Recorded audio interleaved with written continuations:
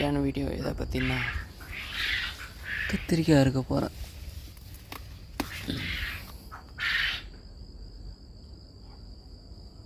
First காய் இதோட ஜோபில் வச்சுக்கலாம். ஓகே, இப்போ ரெண்டாவது காயாக இருக்கிறோம்.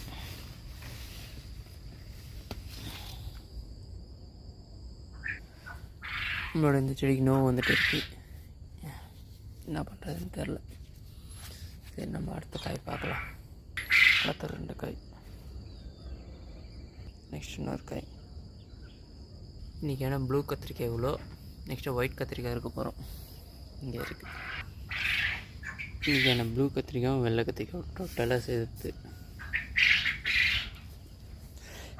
அந்த வெள்ளை கத்திரிக்காய் 2 செடி, ப்ளூ கத்திரிக்காய் நிறையா செடி இருந்து கம்மியான காய் தான் இருக்குது.